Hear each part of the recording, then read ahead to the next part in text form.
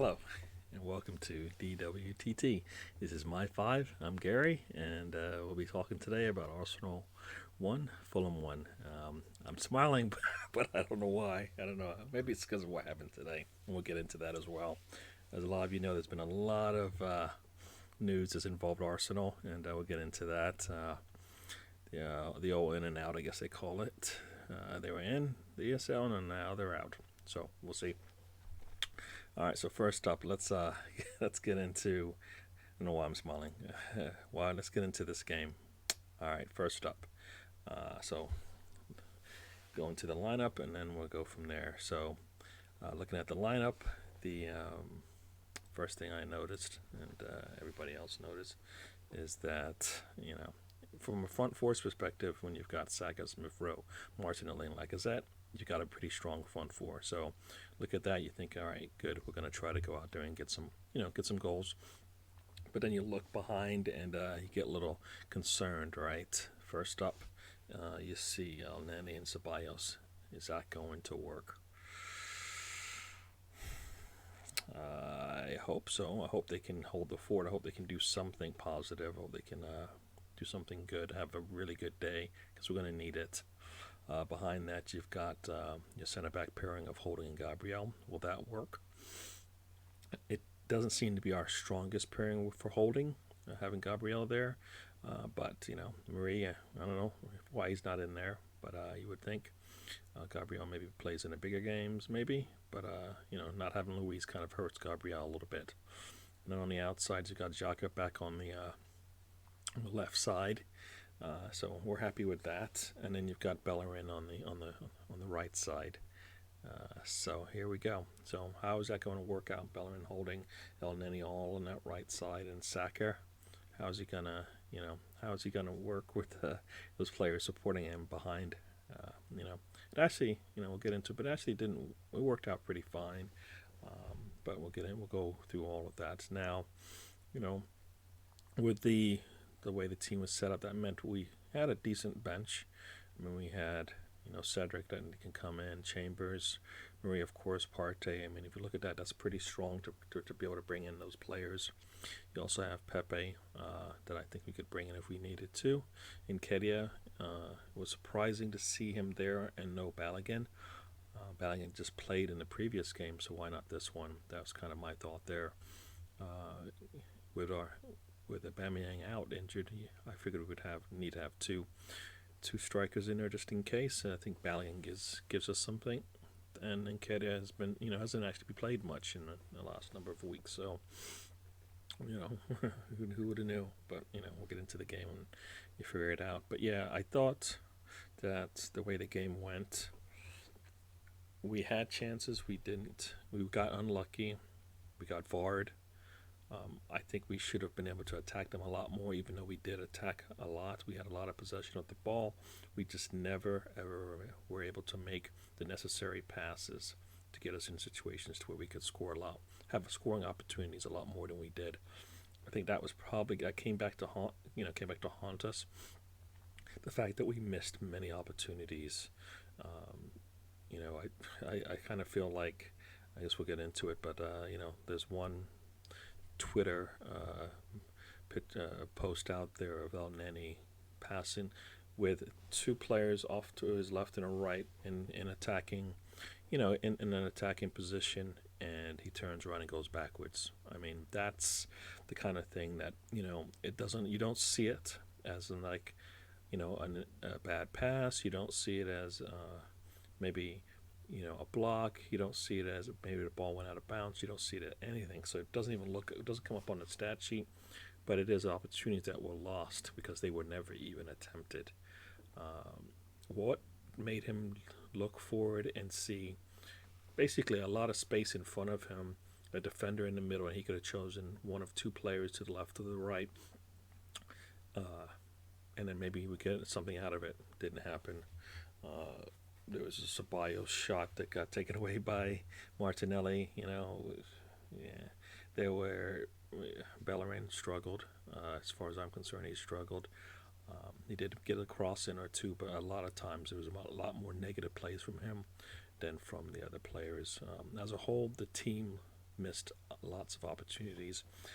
That's what I'm going to kind of go with is kind of what happened. There were just a lot of opportunities that were missed either by bad passes or just not taking them or pulling up. I mean, we'll get into it, but I felt like we just weren't given, at least for me, I don't think the team was given the instructions to go out there and take it to them, push them.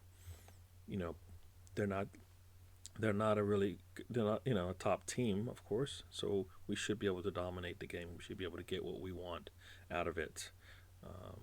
But we didn't do that. We didn't do that. We looked timid out there. We didn't take the game to them, and I think we paid for it. We paid for it dearly. VAR was against us.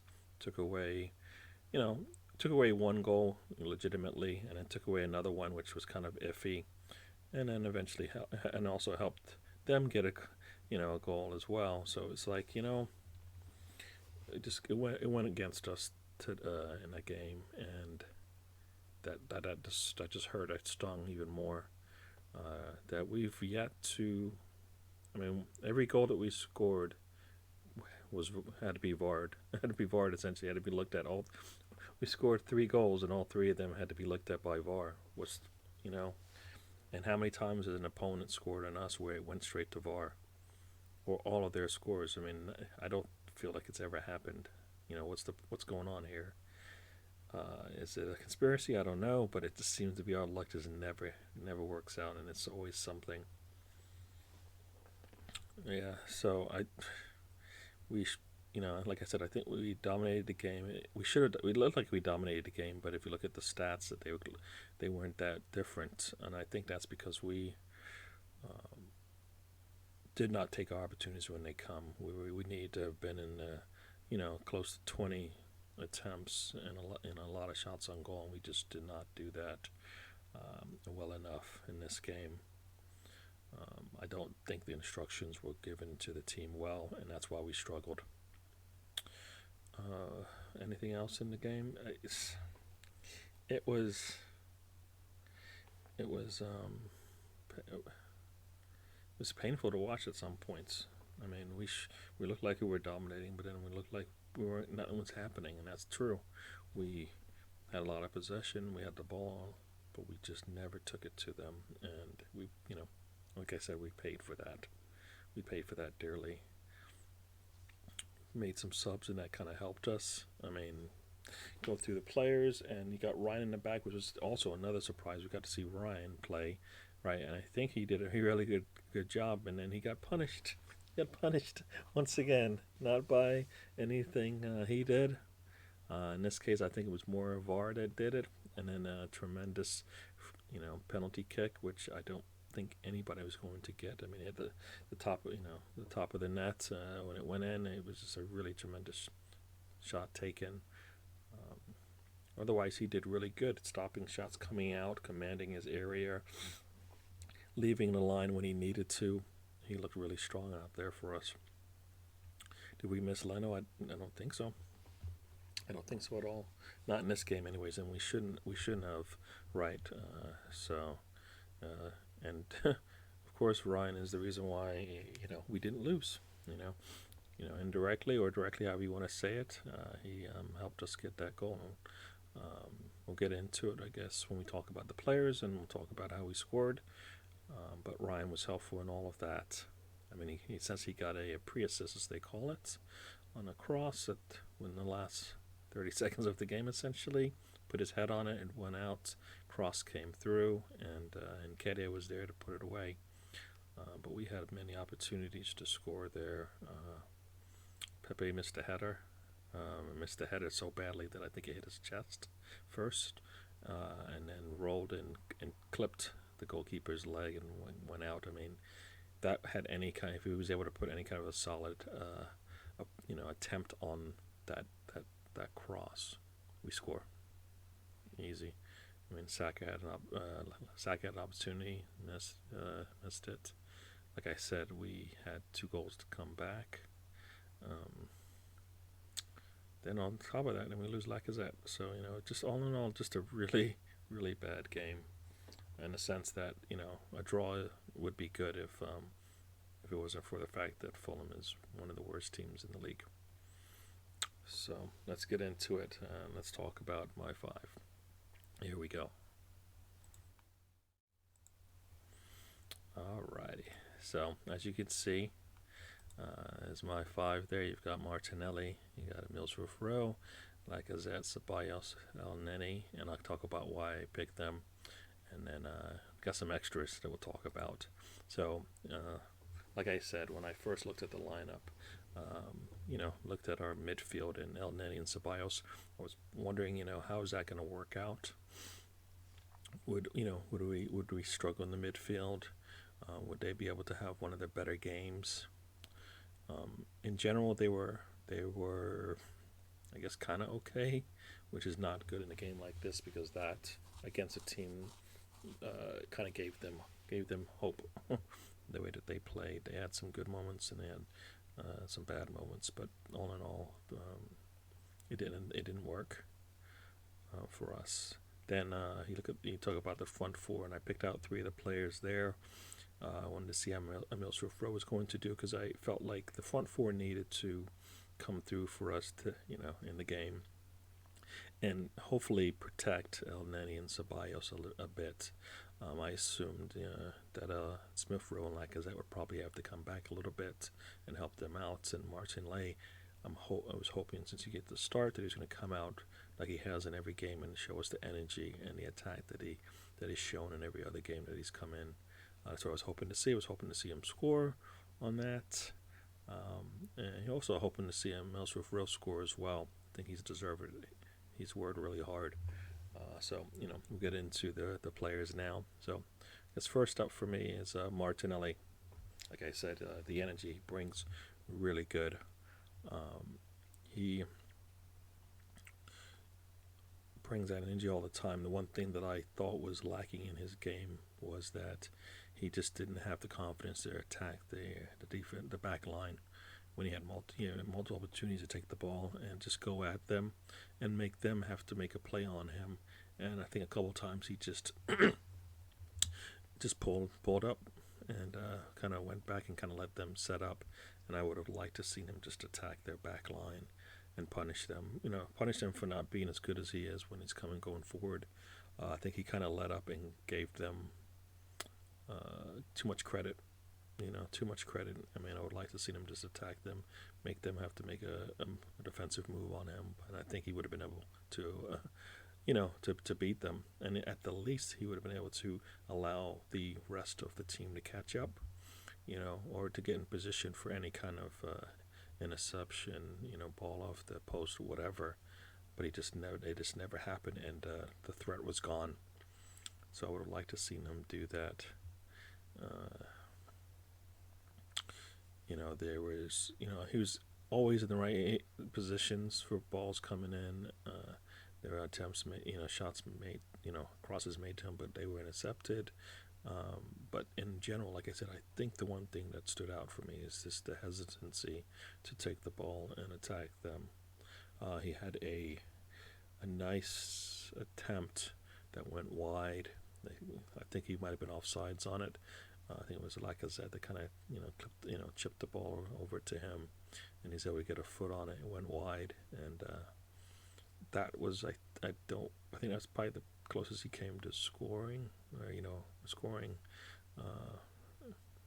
and it just didn't pan out. Like I said, I think there was also that opportunity where I think it was Mills-Roof Rowe took the ball down the goal line and passed it back, and it was between Ceballos and Martinelli to get that ball. And I believe when I looked at it a second time that if Martinelli doesn't get it, the defender is probably able to stick his foot in there before Ceballos could get there and take it. So it was a good attempt by Ceballos. I believe if he had been able to put a little bit of air on the ball, he probably would have scored because the goalkeeper had to go down, for it.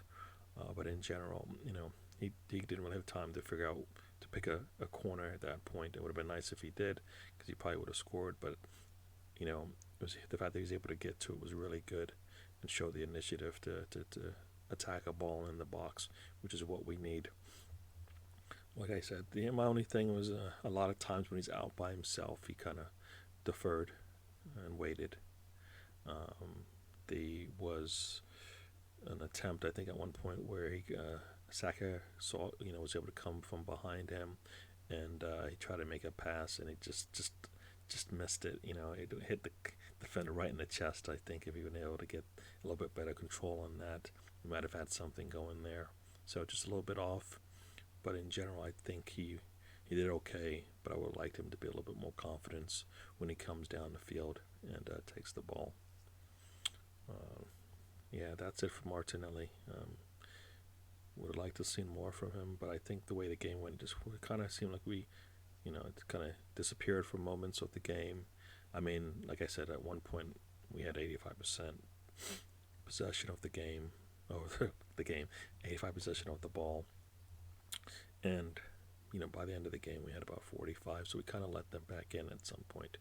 I would have liked to have had a lot more, control of the game, control of the ball, but we didn't. All right, next up we're going to get into Emile Smith Rowe. When like I said, I was hoping for him to get a shot today, and he, like Martinelli, brings a lot of energy. I think this game required a little bit something extra that he maybe didn't have. Like I think if we would have had Martin or Erdiger in there, you might have seen a little bit different from that middle position there. He did okay. Don't want to say he did okay because I think the team all struggled, but he was definitely what I was as influential as I wanted him to be, and that was kind of the issue there. I mean, we did seem to get a lot of opportunities, but they seemed to be on the outside, not as much in the middle as I thought. And when it was in the middle, it seemed to be from basically the wings and the striker getting together and kind of doing a combination there. So in general, I think he did protect the midfield, and that's probably one of the reasons why he wasn't as influential as I would have liked him to be. And you could tell that as well because there were multiple times where you would see Emile Smith Rowe and Lacazette kind of by themselves, coming back to the midfield to kind of support it. And then when we got the ball, of course, there's nobody there forward, which is probably why they didn't threaten us as much. But it was the reason why we probably couldn't put as much attack on them as we wanted to, because we had to support our midfield. And there lies the problem we have with our midfield. When we take Partey out, we just lose a lot of control of the game. So but they did their job in that respects. But I think it hurt them, especially Emile Smith Rowe. Hurt his, like I said, influence in the game and his ability to help out the team as much. I don't feel like he was involved in much of the attack, but I think that was because he's just, supporting the middle of the field. All right, next up, we're going to go with Lacazette. The one thing that I did notice of this game is that we, our basically our front three players, were their wings and whatnot, were putting pressure on their back line, and you saw that from Saka, Martinelli, and Lacazette. They all kind of put pressure on that on their back line, which was really good. And that kind of kept them from being able to put much pressure on us and kept the ball on their side of the field mostly.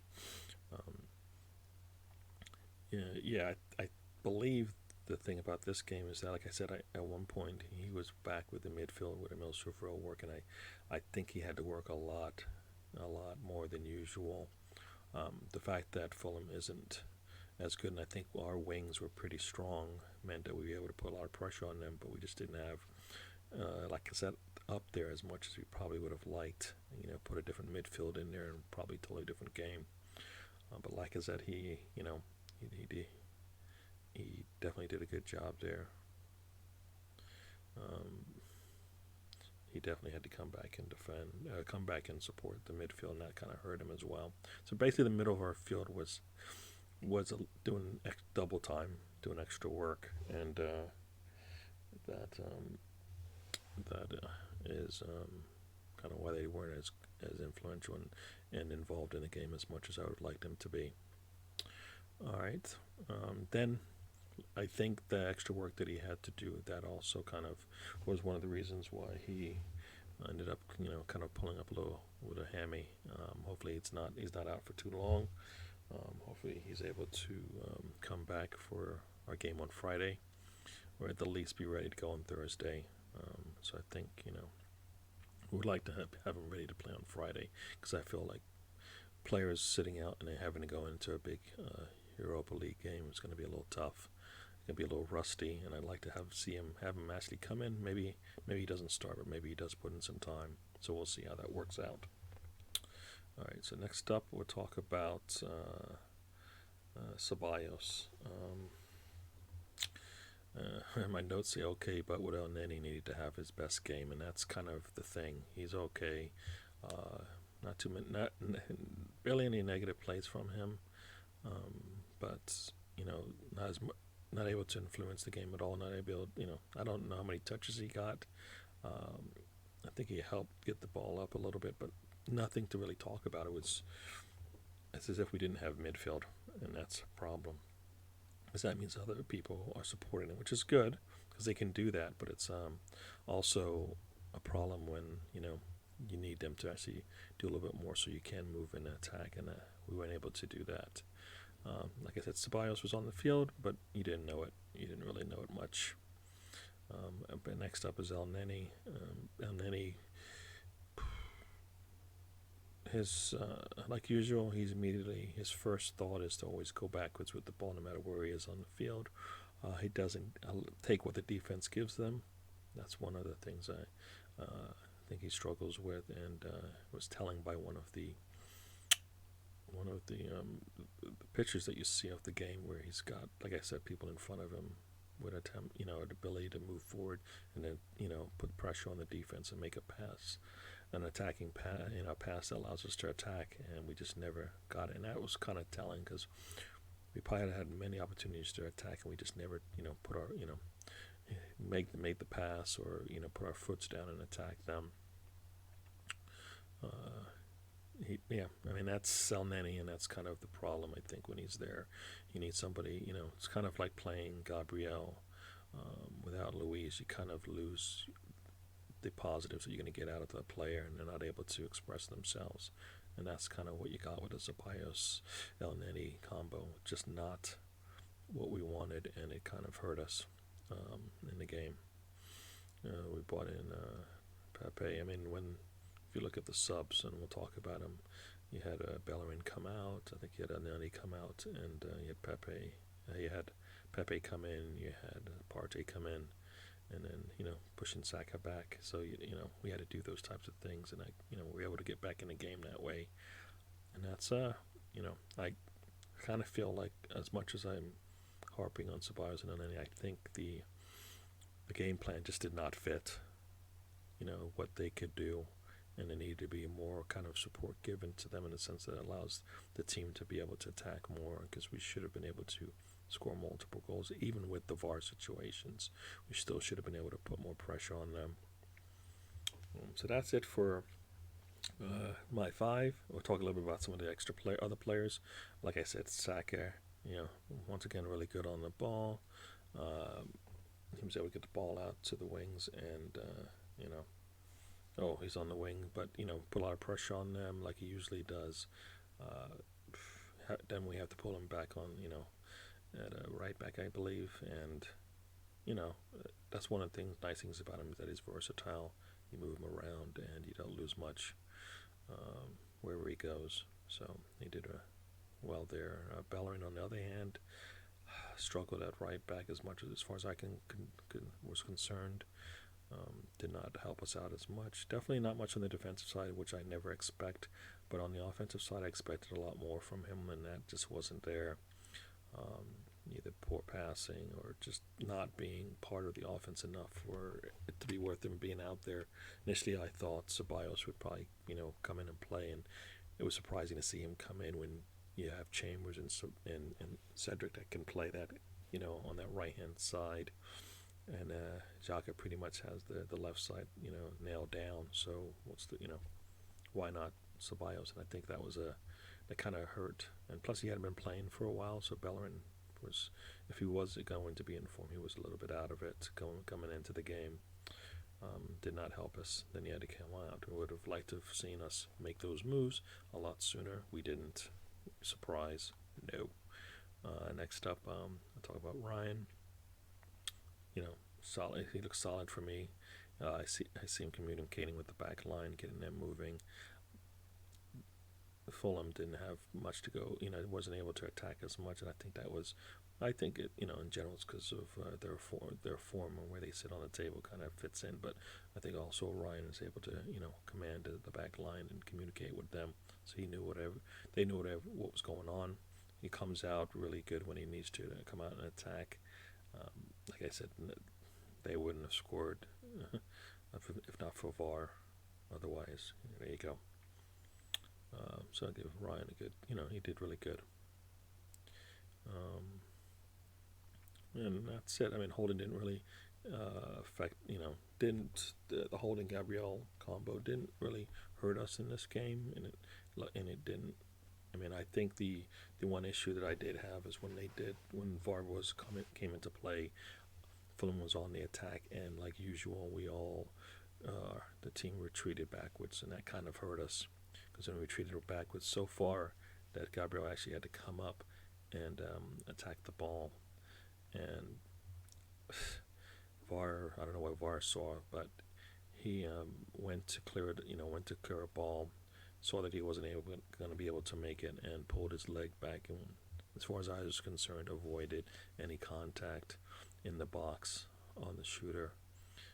VAR did not, the referee, I believe, called it, and the VAR did not see it the other way. You can see the player basically looking like he got shot in the leg. There was no contact there, but still, I let it stand, I believe. Or they called it, and we paid for it. I don't know what VAR is for. It's not. I guess it's definitely against Arsenal, but I don't know. That's the game, And last but not least, I guess we'll talk about ESL. Give you my thoughts on that real quick. What are they doing? ESL basically to me was just another means to get extra money into the pockets of the owners. Nothing more, nothing less there. They said they were trying to do that for football, but in general, they weren't. They weren't just doing it for themselves. Why 12 teams thought it was a good idea to do that? I don't understand. They didn't think that one through at all. 12 teams, no relegation. Revenue dollars stay with them. Doesn't go to all the teams involved and stuff like that. 5 teams are allowed in every year, but they essentially get relegated regardless of where they sit. They could win it and still not make it back. So what's the point of that? They, even if they win it, the 12 teams that are the founding teams essentially come out with more money, so there's no incentive for them to actually win it. No incentive for them to even try to play that strong teams in their domestic leagues either, because of all the money that's supposedly going to come to them.